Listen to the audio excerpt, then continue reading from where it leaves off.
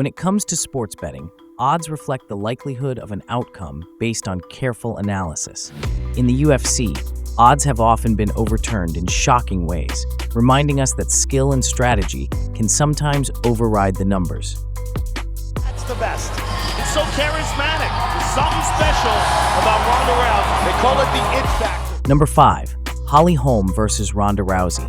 Among any upset in MMA history, Holm versus Ronda Rousey is probably the silliest in hindsight. So emotional for me. That was the closest I've ever come to crying while I was in it. I might cry now. Coming into this fight, Rousey was a dominant minus 1,400 favorite, with Holm as a substantial plus 830 underdog. Rousey was undefeated and widely regarded as unbeatable in her division, making Holm's chances statistically minimal. I just go out there and get the victory in the most efficient and fantastic way I can think of. And I think that the career as a whole is what the real goal is, and Holly's just the next step.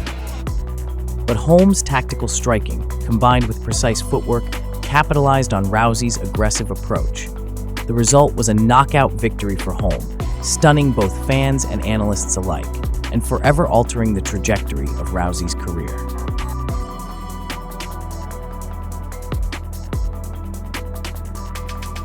This fight serves as a reminder that even the most dominant champions are vulnerable.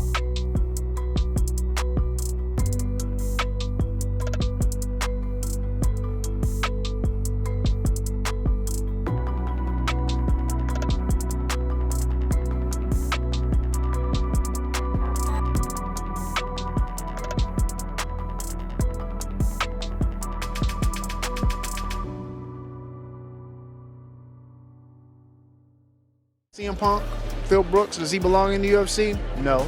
Does myself or Mickey Gall belong in the UFC? No. Number 4. Mike Jackson versus Dean Barry. This fight shows why young prospects should never be favored this much. Spill a kick to the dick. However, this is by far the weirdest situation out of all fights on this list. After being publicly slammed by UFC President Dana White following his weird Phil CM Punk Brooks victory in June 2018, Mike Jackson surprisingly got another fight in the promotion 4 years later. A part-time fighter and MMA photographer, Mike Jackson welcomed another legitimate prospect to the octagon, similar to how he did with Mickey Gall in his debut, and his eyes and balls paid the price for it. Barry was disqualified for eye gouging and consequently released from the promotion. Mike Jackson finally got his first and only UFC victory, coming in as a plus 700 underdog and winning the fight by disqualification. Fortunately for Mike, he'll have a second shot inside the octagon, but this time being knocked out in under 2 minutes by Pete Rodriguez. So you have to be a man, you have to be the man, you have to be very like alpha male with her, you know, decide what you do and everything. So show her who's the boss, you know? Coming in at number 3, Serra versus Georges St. Pierre. With St. Pierre as a massive main 1,300 favorite, Serra's plus 850 underdog status reflected his long shot position. The expectation was clear: GSP would retain his title. St. Pierre had a record of 13 wins and 1 single loss to Matt Hughes, already avenged with a nasty head kick knockout at the previous pay-per-view event, UFC 65, on November 2006. With a 6-fight winning streak and wins over the likes of Jason Miller, Frank Trigg, Sean Shirk, and BJ Penn, the then 25-year-old Canadian champion was touted to be the biggest UFC star on the roster. You're retarded. However, in the other corner, Serra was almost the complete opposite. Having amassed a record of 8 wins and 4 losses, Serra was cut from the UFC after his decision loss to Karo Parisian, only to get called up to a spot at the Ultimate Fighter show, the Comeback Edition. In this edition of the show, fighters once cut from the UFC would have the opportunity to fight each other in an attempt to come back to the UFC, with a $100,000 contract and a guaranteed title shot on the line for the winner of the tournament. With a decision win in the finale over Chris Lytle, Serra secured his shot at GSP in a matchup most would consider to be a sacrificial lamb being served on a silver platter to the welterweight champion. The thing was, you know, again, you were known as the jiu-jitsu champion. Yeah. You were known as one of the best jiu-jitsu guys ever to come out of America. So to see you knocking guys out like that was wild. But Serra shocked the MMA world with a first-round TKO, exploiting an opening with precise striking. 3 minutes into the fight, Serra landed a right hand that wobbled the champion. The challenger did not miss his opportunity, smelling blood in the water and moving in for the finish. GSP, unable to defend himself, tapped to strikes after a brutal barrage of punches from Serra. This fight underscored how power and timing can disrupt even the most well-rounded fighters. It's now considered one of the most iconic upsets in UFC history. How old are you now? I don't know. I'm just getting old. I think I'm 32. You don't know? I'm either 32 or 33. You don't know? 89. I was born in 89. And I mean, I could tell you, but I don't. Well, what, August of 89? August of 89. 2000. So that What means year are you're we in? 32? 2022? You're 32, about to be 33, right? Yeah. You're 32, about to be 33. No, I think I'm 30.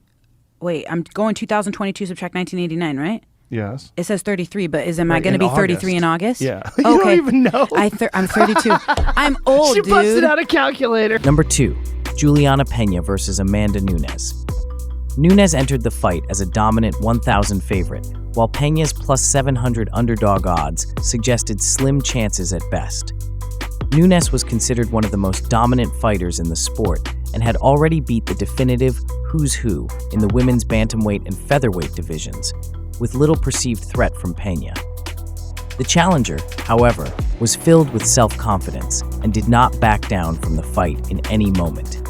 Despite the odds, Peña's resilience and pressure-based approach ultimately led to a striking blitz that overpowered the dominant champion.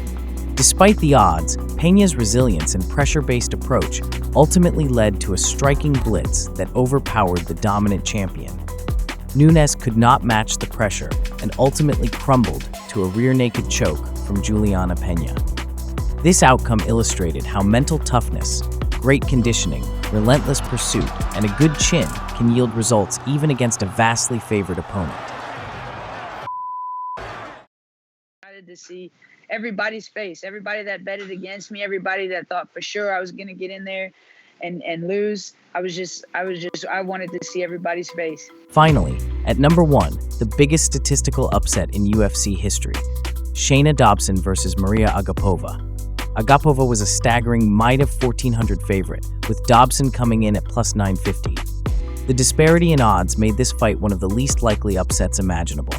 No prospect should ever be as large of a favorite as Maryia Agapova was going into her fight with Shana Dobson. Incredibly aggressive with her striking approach, the Demon Slayer became known for battering opponents before submitting them on the ground, as she'd finished nearly all of her 9 victories up to that point.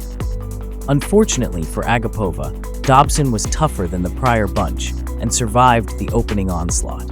A visibly gassed Agapova found herself on the receiving end of a second-round beating, and that was that. Dobson cashes as a plus 800 dog tonight.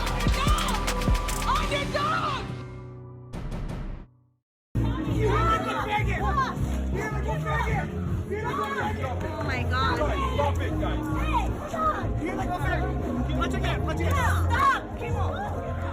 Now to some honorable mentions. First off, at UFC 112, Frankie Edgar versus BJ Penn. Penn, a 900 favorite, was seen as a formidable force and one of the pound-for-pound greats at the time, with Edgar's plus 800 odds reflecting the widespread assumption that Penn would retain his lightweight title with ease. Penn was going into his 4th title defense, being undefeated at 155 pounds for over 8 years, while also winning the welterweight title in 2004 when he choked out Matt Hughes. On the other hand, Frankie Edgar was a rather young, unproven talent, with a record of 12 wins and 1 defeat, defeating notable names like Tyson Griffin, Sean Shirk, and Spencer Fisher. Despite the odds, Frankie Edgar's relentless pace, speed, leg kicks, and movement, paired with an effective game plan, led to a surprising and somewhat controversial decision victory at UFC 112 in Abu Dhabi. They were just kind of moving around a lot and throwing one punch here and there. This fight showcased the importance of conditioning and strategy, with Edgar proving that calculated adjustments can turn the tide against a dominant champion. Edgar proved the doubters wrong again 4 months later, as he defeated the once dominant former champion once again at UFC 118 on August 28, 2010. I'm talking to you fucking incels. You guys are starting to make sense to me. I'm driving to the world. I'm just fucking pissed off. I'm so fucking pissed off, my chest hurts. I'm angry, you guys. I feel like one of you fucking incels. Israel Adesanya versus Strickland.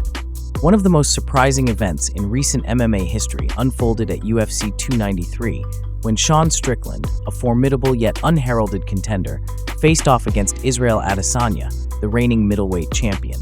Adesanya, widely regarded as one of the most versatile and dominant fighters in the UFC, entered the octagon as a heavy 650 favorite. Strickland, known for his tough-as-nails approach, but considered by many as lacking the technical finesse to threaten Adesanya, was seen as the plus 450 underdog. Strickland, on the other hand, was often perceived as a gritty brawler with a relentless forward pressure style. While effective, it was thought to be too basic to trouble someone with Adesanya's level of technical mastery. Strickland's willingness to stand and trade in the pocket had won him many fights, but against a sharpshooter like Adesanya, this seemed a recipe for disaster. Hey, you know what? You know what, man? The moment I post a video of me jerking off my fucking dog, they will put some credibility to that. What transpired that night, however, defied both the odds and expectations. Strickland's victory wasn't just a testament to his physical prowess, but also to the strategic brilliance of his team.